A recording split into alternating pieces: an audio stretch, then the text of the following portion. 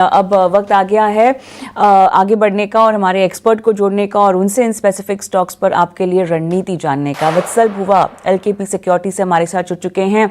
वत्सल, हाय, good morning, स्वागत है आपका आज का बाजार में। और चलिए स्पेसिफिक स्टॉक मूवमेंट पर मैं आपसे बात करूं उससे पहले जानना चाहूंगी कि बाजार को लेकर आपका क्या व्यू बन रहा है। देखिए, हफ्ते का आखिरी कारोबारी दिन है, काफी क्रूशियल है, स्पेशली कल के ट्रेड को जिस तरह से हमने देखा कि बाजार जो है 50-900 के नीचे जाकर बंद हुआ है। अब आज बाजार के लिए कितना जरूरी होगा रिकवरी दिखाना और ओवरऑल किस लेवल पर आप चाहेंगे कि बाजार आज बंद हो?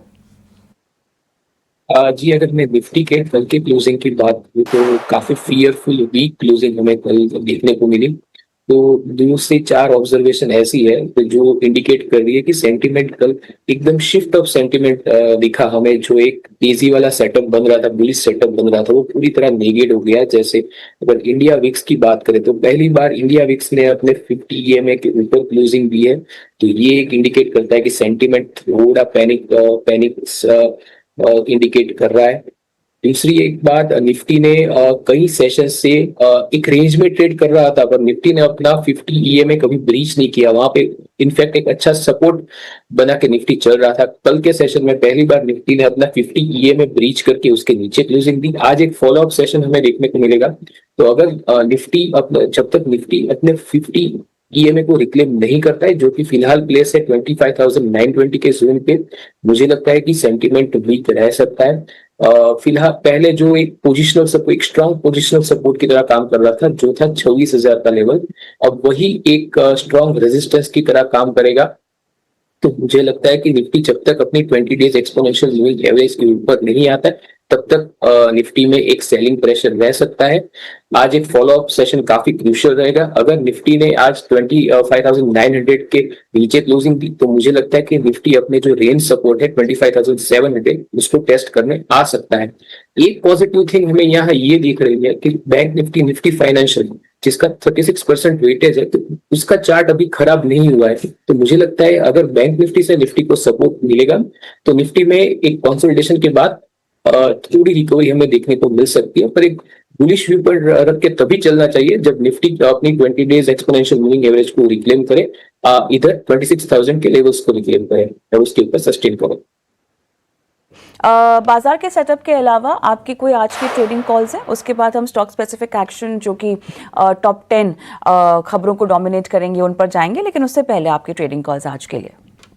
तो मेरे 3 ट्रेडिंग कॉल्स रहेंगे। पहला रहेगा करूर वैसा बैंक। तो स्टॉक में हमें एक अच्छा खासा अप ट्रेंड दिख रहा है, तो स्टॉक को आप 275 पे बाय कर सकते हैं। 264 का एक एसएल लगा सकते हैं और टारगेट जो मैं एक्सपेक्ट कर रहा हूँ 290 के टारगेट आप एक्सपेक्ट करके चल सकते हैं। दूसरा एक बैंकिंग सेक्टर से ही रहेगा, आईडीएफसी फर्स्ट बैंक। तो स्टॉक ने कल के प्रेशर में भी अच्छी एक रेजिलियंस दिखाई। अपने 20 डेज एक्सपोनेंशियल मूविंग एवरेज को स्टॉक ने एक सपोर्ट की तरह हमें वहां पे दिख रहा है और स्टॉक उसके ऊपर सस्टेन कर रहा है। आरएसआई में भी अच्छा खासा मोमेंटम दिख रहा है। तो आप आईडीएफसी फर्स्ट बैंक को लॉन्ग करके चल सकते हैं। आपको एक स्टॉप लॉस लगाना होगा 84 का, जो टारगेट में एक्सपेक्ट कर रहा हूँ वो 91 के टारगेट में एक्सपेक्ट करके आप चल सकते हैं। तीसरा एक स्टॉक रहेगा ऑटो सेक्टर से। तो ऑटो सेक्टर में मुझे बजाज ऑटो जो स्टॉक है वो काफी अच्छा लग रहा है। स्टॉक ने पार्टिसिपेट नहीं किया था ऑटो की रैली में, पर अब स्टॉक का चार्ट सेटअप है वो अच्छा लग रहा है। स्टॉक में एक ट्राइंगल ब्रेकआउट के बाद हायर हाइज हायर लोस बनते हुए दिख रहे हैं। तो स्टॉक आप बाय कर सकते हैं एट द लेवल ऑफ 9750। 9,400 का आपको एक स्टॉप लॉस लगाना होगा। ऊपर जो टारगेट मैं एक्सपेक्ट कर रहा हूँ वो 10,300 के टारगेट आप एक्सपेक्ट करके चल सकते हैं। ठीक है, यहाँ पर वत्सल आपने 3 बाय कॉल दी है, करूर स्वासा की दी है, यहाँ पर 275 के ऊपर आपको खरीद के चलना है, एक एसएल लगाना है 264 का और टारगेट 290 तक के आते हुए नजर आएंगे। इसके अलावा आईडीएफसी फर्स्ट बैंक भी आपने रिकमेंड किया है 86 के लेवल पर खरीदारी करनी है, एसएल 84 का और टारगेट्स यहाँ पर 91 तक आते हुए नजर आएंगे। बजाज ऑटो स्पेस से आपको पसंद आ रहा है 9,750 पर बाय करके चलिए, एसएल लगाइए 9,400 का और टारगेट्स 10,300 तक के अच्छे टारगेट्स आते आते हुए यहाँ पर नजर आएंगे। तो इन तीनों को अपनी रडार पर रखिए। लेवल्स लगातार फ्रेश हो रहे हैं तो यहाँ पर उन लेवल्स का ध्यान जरूर से रखिएगा। चलिए स्टॉक स्पेसिफिक चर्चा आप कर लेते हैं और सबसे पहले IEX की बात करेंगे। यहाँ पर मार्केट कपलिंग मामले की आज सुनवाई होने वाली है। लगातार यहाँ पर एक प्रेशर हम IEX में नजर देख रहे थे, लेकिन पिछले 5 दिनों में करीब 12% और काफी वॉलेटाइल भी रहा है। कल के सेशन की बात करें तो करीब 3.5% की गिरावट यहाँ पर नजर आई। 149 के लेवल पर IEX ने क्लोजिंग दी है। क्या लगता है आपको, जो ये सुनवाई होने वाली है इसके बाद जो भी डिसीजन आता है, IEX को किस तरह से वॉच कर रहे हैं? क्या इन लेवल्स पर किसी को खरीदारी की राय सुझाएंगे आप? अभी अगर मैं IEX के चार्ट सेटअप की बात करूं तो एक ब्रेकडाउन के बाद स्टॉक ने एक अच्छा खासा बेस बनाया था। स्टॉक एक डाउन ट्रेंड से एक साइडवेज ट्रेंड में गया था, एक अच्छा खासा कंसोलिडेशन देखने को मिला था और रिसेंटली चार्ट में हमें स्टॉक में एक ब्रेकआउट भी देखने को मिला है। ब्रेकआउट के बाद फॉलो अप सेशन में बाइंग भी देखने को मिली, पर अगर कल के सेशन में हमें हल्की गिरावट देखने को मिली थी तो मुझे लगता है कि अगर कोई स्टॉक को बाय करना चाहे तो वो बाय कर सकता है, पर उनको एक 142 पे एक स्ट्रिक्ट स्टॉप लॉस लगाना होगा। स्टॉक अगर क्लोजिंग देता है अबव द लेवल ऑफ 155 तो मुझे लगता है कि यहां से आपको 170 के लेवल्स भी देखने को मिल सकते हैं। तो अगर किसी को फ्रेश बाइंग करनी हो तो वो above the level of 155 buy कर सकते हैं, और अगर कोई अपनी ऑलरेडी किसी की अगर पोजीशन है तो वो पोजीशन को होल्ड कर सकते हैं with the stop loss of 142। ठीक है, 142 के एसएल के साथ आप पोजीशन यहाँ पर होल्ड कर सकते हैं और अगर फ्रेश बाइंग भी करना है तो आप इन लेवल्स पर खरीद के चल सकते हैं। आगे अच्छे लेवल्स आपको आते हुए यहाँ पर दिख सकेंगे। आगे बढ़ते हैं। एलिकॉन इंजीनियरिंग ने अपने तीसरी तिमाही के नतीजे कल बाजार बंद होने के बाद जारी किए। मुनाफा 33% गिरकर 72 करोड़ रहा। वहीं एबिडा मार्जिन में भी गिरावट रही, 27% से गिरकर करीब 19% पर मार्जिन इनके आ गए हैं। और कल के सेशन की बात करें तो कल करीब 2.5% से ज्यादा की गिरावट यहां पर एलिकॉन इंजीनियरिंग में देखने को मिली। वत्सल, क्या लगता है, इनके नतीजे तो अच्छे नहीं आए हैं, क्या आज के सेशन में भी एलिकॉन पर प्रेशर दिखेगा? जी, अगर मैं एलिकॉन के चार्ट सेटअप की बात करूं तो उसमें हमें एक ब्रॉडनिंग रेंज पैटर्न देखने को मिला है, पर स्टॉक अपने जो 20 डेज एक्सपोनेंशियल मूविंग एवरेज है उसके नीचे स्टॉक ट्रेड कर रहा है।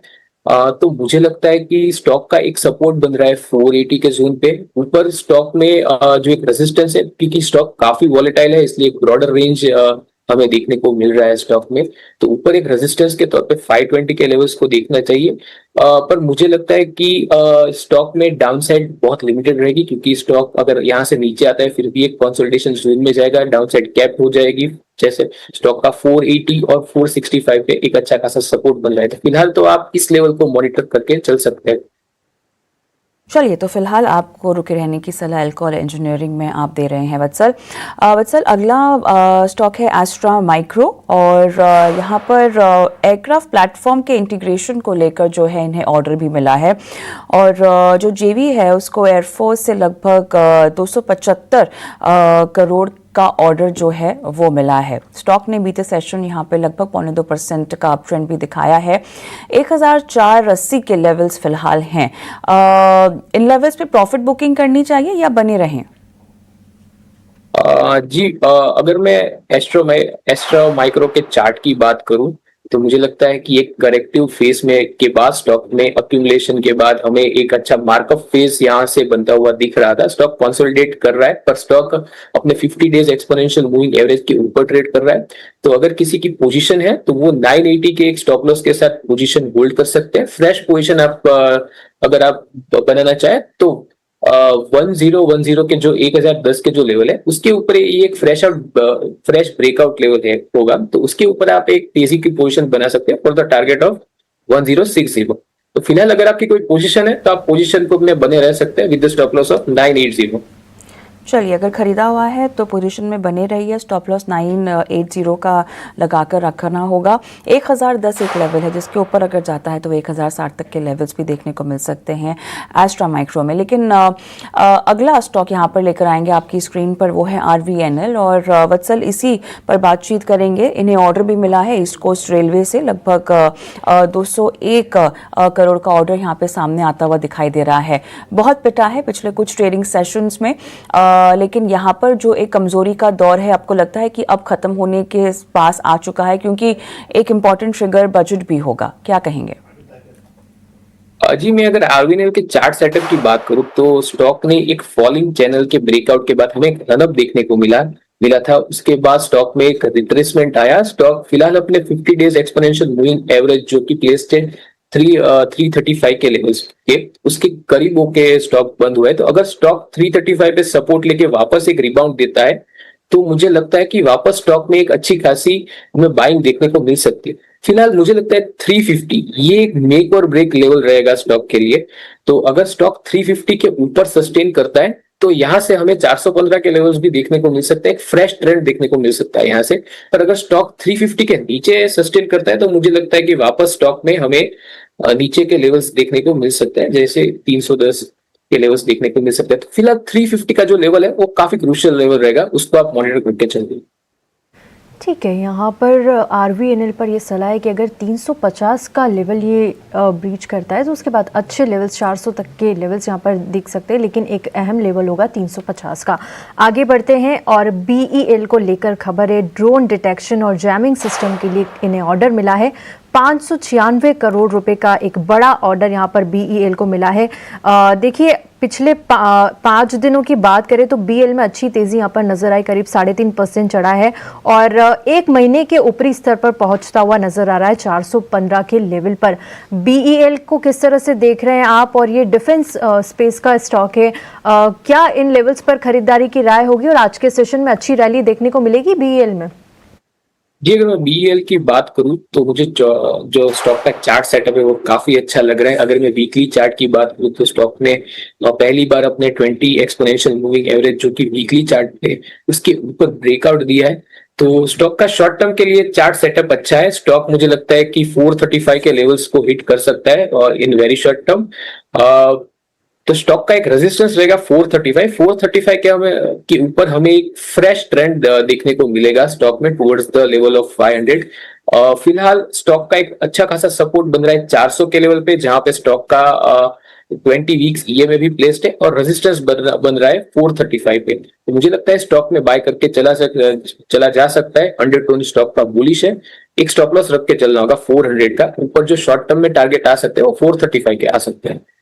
ठीक है, 400 रुपये के स्टॉप लॉस के साथ आप इसमें बाय भी कर सकते हैं और 435 तक के लेवल्स, यहाँ पर 500 तक के लेवल्स भी अगर ये ब्रेक होता है तो अच्छे लेवल्स आते हुए नजर आएंगे बुलिश नजरिया बीईएल को लेकर।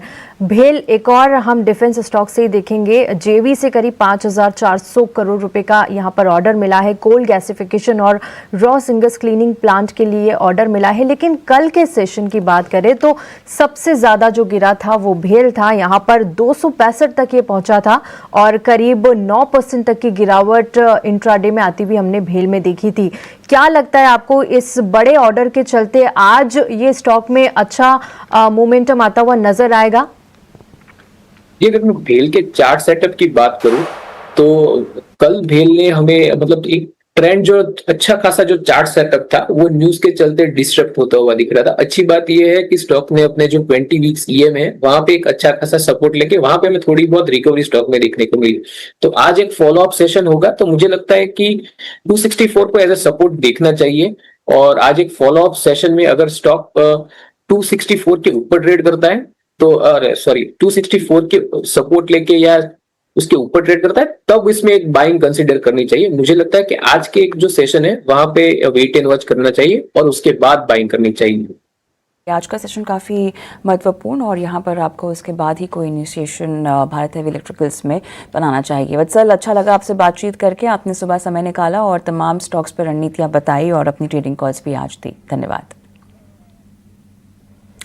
चलिए, इसी के साथ वक्त हो गया है आज का बाजार को भी यहीं समेटने का, लेकिन एक छोटा सा ब्रेक लेते हैं। ब्रेक के उस पार लेकर आएंगे पावर ट्रेड, जहां पर एक्सपर्ट्स हमारे साथ जुड़ेंगे और स्टॉक स्पेसिफिक एक्शन पर बातचीत होगी। बने रहें।